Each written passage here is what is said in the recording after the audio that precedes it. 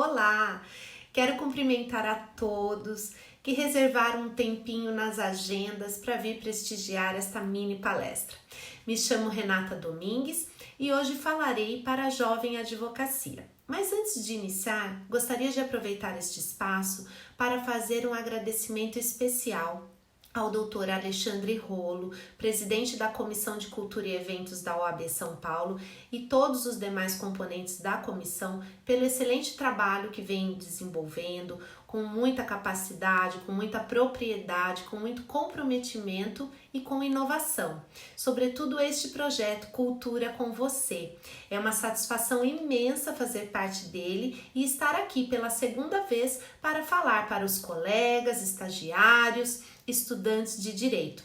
No primeiro momento eu falei sobre adaptação e inovação em tempos de pandemia. E agora venho falar para a Jovem Advocacia, trazendo algumas dicas, algumas ferramentas para se destacar no mercado de trabalho. Quando falamos em Jovem Advocacia, claro que vem a ideia de início de profissão. E o início de profissão, seja ela qual for, por si só, ele não é fácil. Na advocacia, claro, não seria diferente. Ingressar no mercado de trabalho traz aí uma série de dificuldades, uma série de expectativas, de incertezas, de inseguranças. Quando saímos da faculdade de Direito, quando fomos aprovados no exame de ordem, então decidimos começar a advogar, começam a surgir as primeiras pedrinhas pelo caminho. Mas é como diz aquela frase, com as pedras do meu caminho eu construirei um castelo. E eu digo, realmente, são essas pedras que nós encontramos no nosso caminho, são as dificuldades que nos levam aí para uma carreira mais sólida e de sucesso. Então, recebam as dificuldades como um aprendizado, porque sempre é possível melhorar, sempre é possível aprender. Por mais difícil que seja aquele problema, ele nunca será infinito, ele sempre terá um fim. Então a gente precisa encarar todos os desafios da nossa profissão dessa forma. É difícil? É, mas vai passar e passa. Bom, esse início da profissão ele vem aí recheado de algumas questões que vocês vão se identificar. Quando eu fiz uma pesquisa com jovens advogados, eu consegui identificar que as principais dificuldades de início de profissão eram gestão do escritório. Então, uma dificuldade desde decidir se iria ter escritório próprio, se iria abrir esse escritório com outros colegas, se iria trabalhar como advogado empregado, se ia atender em casa, como que iria ser esse escritório, como que eu vou gerir esse escritório, como que eu vou administrar. Porque muitas vezes nós temos o conhecimento jurídico, mas a gente não tem bem o conhecimento de gestão. Então, gestão do escritório foi uma das dificuldades que apareceu para mim quando fiz essa pesquisa com a Jovem Advocacia aqui da minha subseção. Captação de clientes também aparece como uma dificuldade. Afinal de contas, os clientes são o oxigênio do escritório, é o que mantém o escritório vivo. Mas eu tenho aquela incerteza, será que eu vou conseguir ter clientes? Como que eu faço para manter esses clientes e trazer novos clientes? Então isso também era uma das dores, uma das dificuldades. Inovação, fazer coisas diferentes, criar novas tendências ali para aquela advocacia também apareceu como dificuldade. A própria prática da advocacia, como que é o dia a dia forense, o fazer uma audiência, o despachar com o juiz, essa prática que nem sempre é tão bem vivenciada no estágio da faculdade, então quando ela vem realmente para a realidade, acaba trazendo uma certa insegurança. O advogar para a família, para os amigos, também apareceu como uma queixa. E quem nunca? E a dificuldade para falar não? Ou a dificuldade para colocar preço nesse serviço? Sim, a dificuldade para colocar preço, para valorar os nossos serviços, para definir o valor que eu vou cobrar dos meus honorários. Por mais que nós tenhamos uma tabela que traz ali valores mínimos, mas mesmo assim no início da advocacia ainda temos essa dificuldade para valorar. Mas lembrando, nós precisamos sempre nos valorizar. Nunca cobrar menos do que o valor mínimo que está previsto na tabela. Outra dificuldade que apareceu também foi a questão da própria insegurança de retorno financeiro, de instabilidade financeira. A advocacia não só para a jovem advocacia, mas claro que para a jovem advocacia isso aparece mais forte, mas realmente há às vezes uma incerteza. Será que o mês que vem vai entrar honorários suficientes para eu arcar com todas as minhas despesas? Então essa instabilidade, essa incerteza também vem como uma das dificuldades de início da profissão. A própria questão da idade, da inexperiência também aparecem como pedrinhas aí no caminho. E a concorrência. Nós sabemos que somos mais de 1 milhão de advogados no Brasil. E aí então vem aquele primeiro estigma de que o mercado de trabalho está saturado. Nossa, eu não vou conseguir sobreviver. Calma. O mercado de trabalho ele só está saturado de profissionais medianos. O profissional que busca a excelência, ele nunca terá um mercado de trabalho saturado. E aí então, essa é a primeira dica que eu dou. Buscar sempre a excelência. É aquela frase do Fernando Pessoa: sê todo em cada coisa, põe quanto és no mínimo que fazes, dê o seu melhor em tudo que fizer. É uma petição? Não faça mais ou menos. É uma audiência? Não faça mais ou menos. Faça sempre da melhor forma, faça como você gostaria que fizessem para você. Buscar a excelência é muito amplo, envolve tudo, envolve inclusive eu buscar cada vez mais ser um bom profissional, cada vez mais atender melhor esse meu cliente. Então, busque a excelência, essa é a primeira dica. Bom, nós falamos aqui, né, desse levantamento que eu fiz, de questões que eu observei, de dificuldades de início de profissão, mas aí a gente teve a pandemia, que trouxe outras dificuldades também, não só para a jovem advocacia, mas para toda a classe de advogados. E eu ouso dizer que, nesse aspecto, a jovem advocacia saiu à frente. A jovem advocacia domina as ferramentas tecnológicas, pelo menos na sua maioria. Vocês já nasceram aí vivendo uma terceira revolução industrial e já se familiarizaram muito bem com a quarta revolução, com a inteligência artificial, dominam os aplicativos, celulares, computadores e todas as redes sociais. Então, para vocês é mais fácil se adaptar a essa necessidade tecnológica que a gente já vinha enfrentando, mas que a pandemia acelerou ainda mais esse processo. Então, a jovem advocacia tem aí esse plus agora e deve usar isso ao seu favor. Inclusive, esses dias eu estava vendo uma reportagem num desses sites de busca de jurisprudência, um dos bem conhecidos que com certeza vocês conhecem, e lá tinha um artigo que trazia o seguinte título: o perfil conservador e formal do profissional jurídico está com os dias contados. Esse artigo era de antes da pandemia. Então, eu ouso dizer agora que com a pandemia, realmente, o profissional de perfil tradicional, conservador, formal demais, ele, se não buscar se adaptar, ele não vai sobreviver às exigências de mercado que nós teremos, principalmente quando tivermos aí essa retomada de crescimento, voltarmos à normalidade. O mercado de trabalho virá ainda mais voraz e exigirá cada vez mais esse conhecimento tecnológico, a capacidade de se adaptar, de desenvolver ferramentas comportamentais como de liderança, de empreendedorismo, de comunicação. Tudo isso vai ter que compor essa construção desse advogado 4.0, como estão dizendo. E a jovem advocacia, nesse aspecto, acaba tendo uma certa vantagem. Então, usem isso a seu favor, tá? Segunda dica: usem isso a seu favor. Usem as ferramentas que vocês têm a seu favor. Não fiquem simplesmente achando que, porque eu sou jovem, eu sou inexperiente, para mim é mais difícil. Não, vamos ver o que tem de bom então. O que você tem a seu favor? Uma dessas coisas é esse domínio aí tecnológico. Uma outra dica que eu diria aqui que é uma terceira dica, é reconheça-se como empreendedor. Na advocacia, é preciso que nós encaremos o escritório como um negócio, por mais que a gente não seja uma atividade mercantilista, mas é como se fosse uma empresa. E como uma empresa, ela requer planejamento antes da abertura e boa gestão enquanto ela está funcionando, para que ela possa se manter saudável. Então, se eu ainda não tenho meu escritório de advocacia, eu pretendo abrir, eu devo fazer todo um planejamento para essa abertura. Para saber quanto que eu vou precisar de investir em dinheiro, Quanto tempo eu vou conseguir me manter ali sem de repente ter um cliente já no meu primeiro mês? Se eu vou ter um fluxo de caixa para isso? Quais serão as ferramentas de marketing que eu vou utilizar? Como que eu vou administrar minha equipe? Vou ter uma equipe? Vou ter estagiários? Como que vai ser o meu enquadramento tributário? São várias coisas que precisam ser pensadas antes da abertura. Não é simplesmente abrir uma porta e esperar o cliente chegar. Eu preciso pensar que esse escritório é um negócio e, como tal, eu tenho que me encarar também como um empreendedor.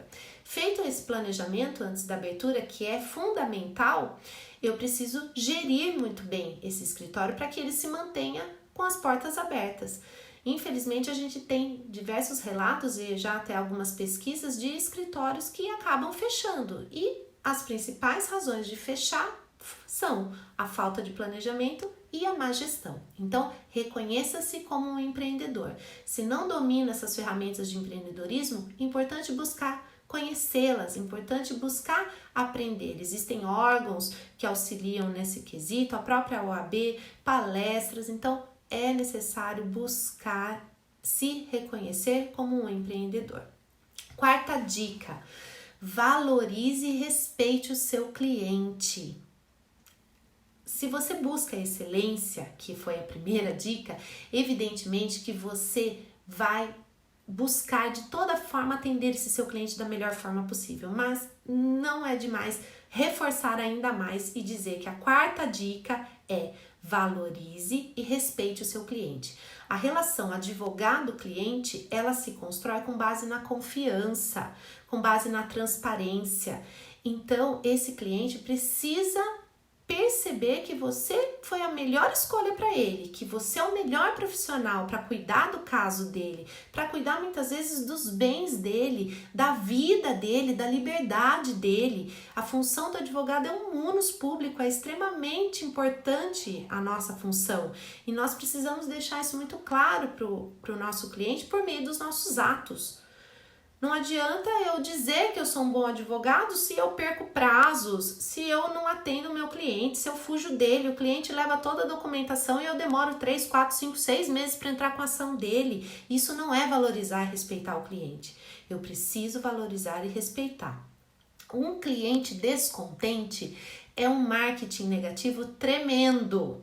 Eu posso ter 10 clientes que amam o meu trabalho e até me recomendam para outras pessoas. Mas se um cliente não gostou do meu trabalho e saiu falando mal de mim para algumas pessoas, esse um cliente tem um efeito devastador sobre a minha vida profissional muito maior do que o efeito construtor aqui dos 10 clientes. Então, um cliente insatisfeito é um marketing negativo tremendo e nós temos que evitar isso a todo custo. E a forma de evitar é valorizando e respeitando esse cliente. Quinta dica, surpreenda esse cliente. Supere as expectativas dele. Inove. Faça coisas que os outros colegas não fizeram, ou se fizeram, faça até melhor. Isso é importante, trazer para esse cliente uma experiência com a advocacia da qual ele se lembre com gratidão, que ele realmente te recomende para outras pessoas ou que ele volte para você com novas causas. E não precisa ser nada muito mirabolante. Às vezes quando a gente fala inove, dá a impressão que, nossa, eu preciso ter assim, eureka, super ideia. Não é necessariamente isso. Às vezes uma coisa simples pode fazer diferença, como ligar no dia do aniversário ou manter o hábito de enviar para o seu cliente todo o andamento do processo com regularidade, coisas simples, um cafezinho com o cliente, ter ali um ambiente agradável para recebê-lo, um escritório que não precisa ser um escritório sofisticado, mas um escritório acolhedor, que esse cliente goste de estar ali com você. Então são pequenas coisas, mas que podem fazer com que você surpreenda as expectativas desse cliente. Ele achava que você já era bom, por isso ele te contratou, mas nossa, você superou as expectativas dele. Uma sexta dica: especialize-se e atualize-se. Quando a gente fala especialize-se, não é simplesmente buscar um título de especialista, fazer uma pós-graduação. Claro que isso é muito importante, vai turbinar o seu currículo, vai trazer mais credibilidade, vai trazer mais conhecimento, evidente. Mas quando digo especialize-se, é buscar ser referência numa determinada área, num determinado nicho, num determinado segmento ali da advocacia. Então, busque identificar o que você gosta mais, quais são as necessidades aí do seu mercado local ou mesmo estadual, da região onde você está, e tente ir se destacando nessa área. Por mais que no início da advocacia a gente aceite, pegue o que aparece no escritório, mas é importante já ir tentando direcionar para uma determinada área, já ir se especializando para se tornar autoridade naquilo e virar uma referência, e as pessoas te reconhecerem pela atuação naquela área. E além de se especializar, é preciso sempre se atualizar. O aperfeiçoamento do profissional jurídico, ele tem que ser contínuo. Isso está, inclusive, previsto no nosso Código de Ética, é um dever deontológico do advogado. Então, estudar sempre e para sempre.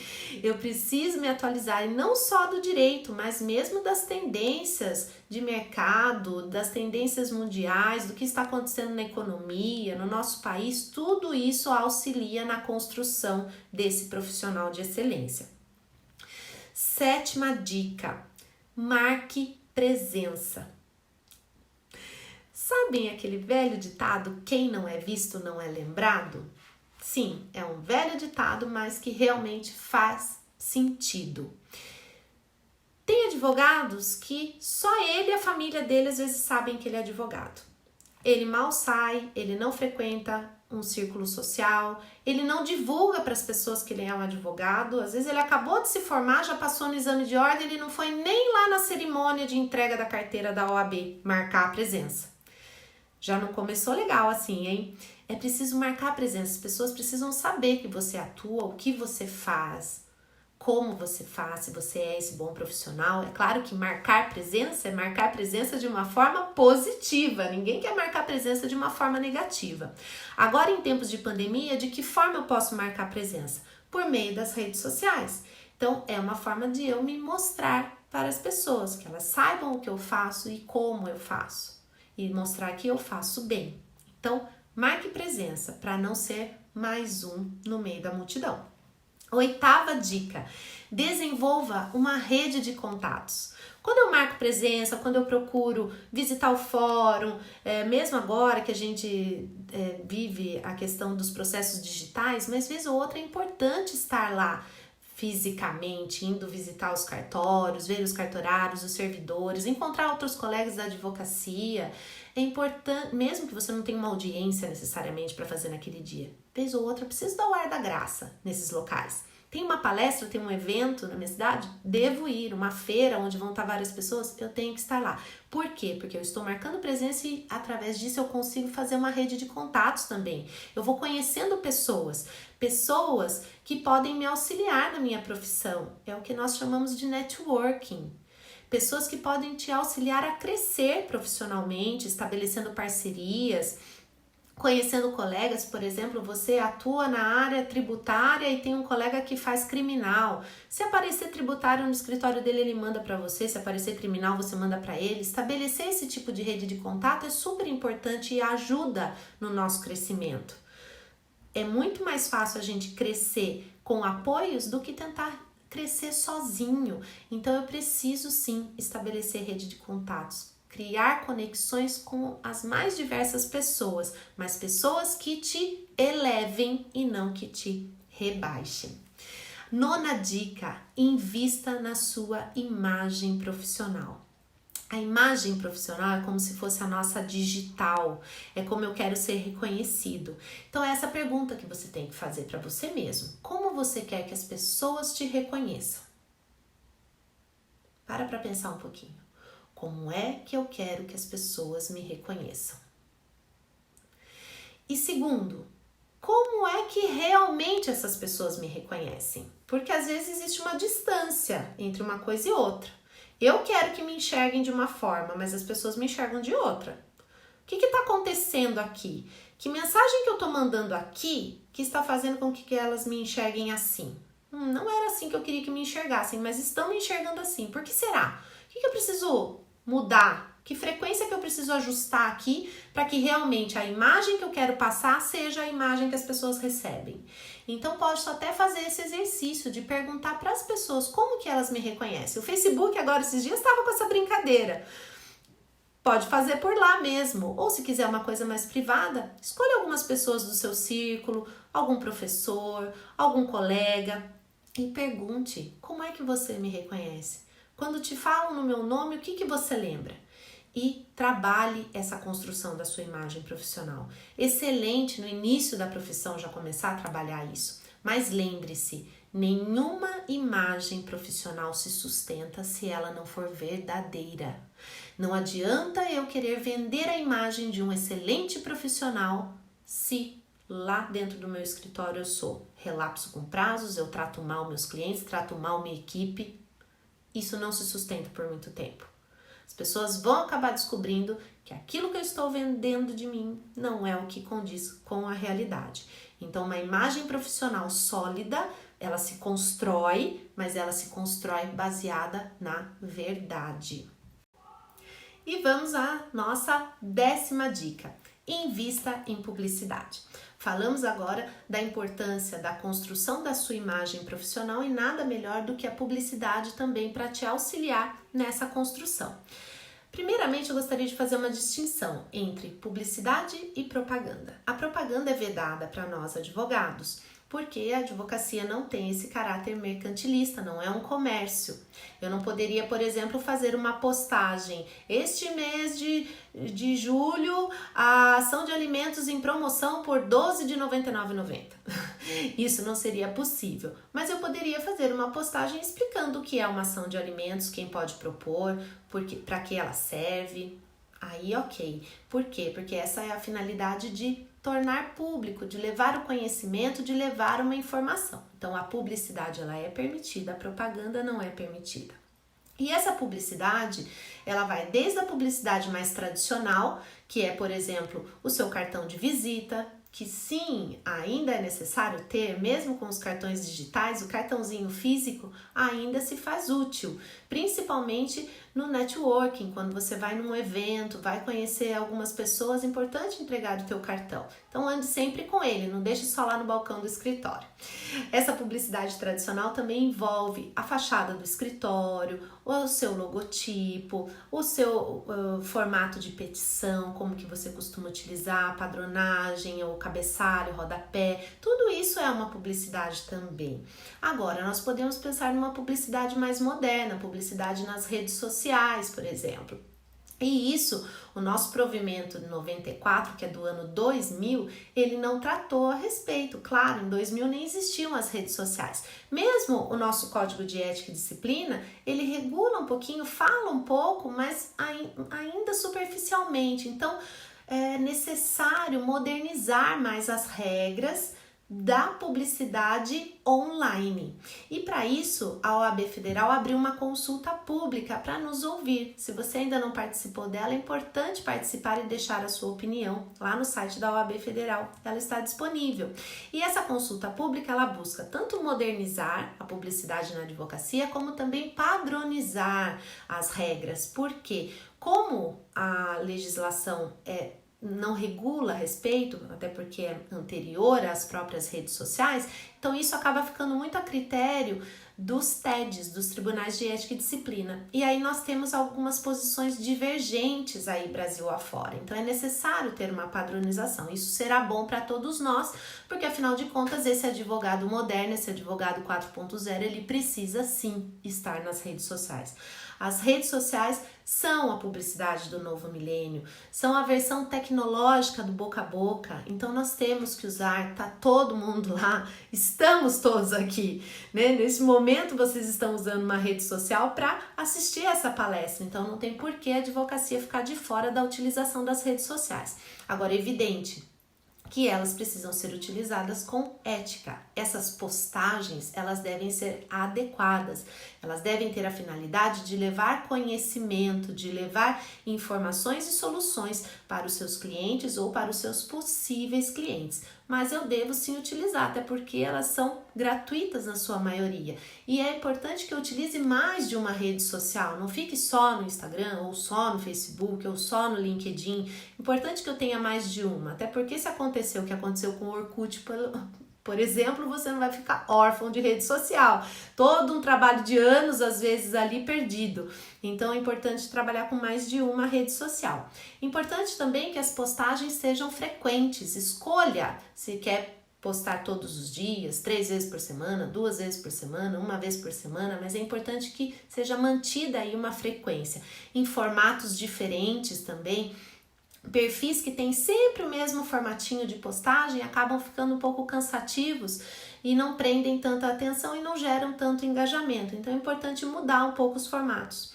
Observar sempre a linguagem, ela precisa ser objetiva, de fácil compreensão. Lembre-se que você está produzindo um conteúdo muitas vezes para uma pessoa que é leiga na área do direito. Então, trazer terminologias muito do nosso cenário pode fazer com que aquela pessoa que seja leiga não compreenda a tua postagem. Então, ela precisa ser clara e de fácil compreensão. Uma dúvida que sempre surge é se eu devo ter um perfil pessoal e um outro profissional, ou se eu posso ficar com um só. Claro que isso é muito pessoal, mas se optar por ter dois, eles não se devem se confundir. Esse daqui é pessoal, esse aqui é profissional, mas eles precisam se conversar, eles precisam estar alinhados. Eu não posso ter um perfil pessoal que traga uma imagem totalmente diferente da imagem que eu quero trazer aqui para o meu perfil profissional. Por exemplo, eu quero trazer aqui a imagem do meu perfil profissional de um advogado sério, que está sempre alinhado e tal. E aí aqui no meu perfil pessoal eu coloco a minha foto lá na balada, todo fervendo, todo caindo, não sei o quê.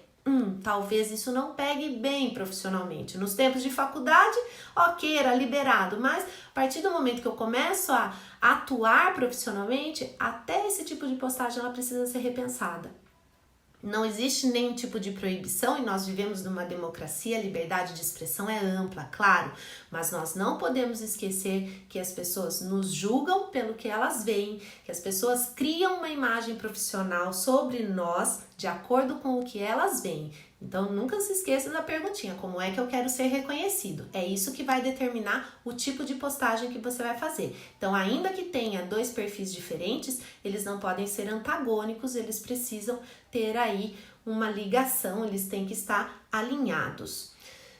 Ficou em dúvida se faz ou não faz a postagem? Eu sempre digo, não poste, porque às vezes é até o nosso sexto sentido avisando que aquela postagem não está adequada. Então vale a pena consultar o TED, consultar às vezes algum outro profissional mais experiente ou uma comissão, se tiver uma comissão de empreendedorismo, de marketing aí na sua subseção que pode estar te auxiliando com isso também. Mas usem. As redes sociais estão aí para serem utilizadas. Vale a pena nós estarmos nelas, sim. Aquele profissional tradicional que ainda não está nas redes sociais, ele precisa se voltar para elas.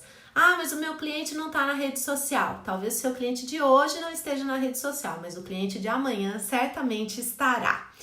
Eu encerro aqui com uma frase da Clarice Lispector que eu sempre cito em todas as minhas palestras, como uma forma de agradecer a todos que tiveram a humildade de vir aprender aqui alguma coisa comigo. Disse Clarice: dizem que a vida é para quem sabe viver, mas ninguém nasce pronto. A vida é para quem é corajoso o suficiente para se arriscar e humilde o bastante para aprender. Gratidão por estarem aqui e até a próxima!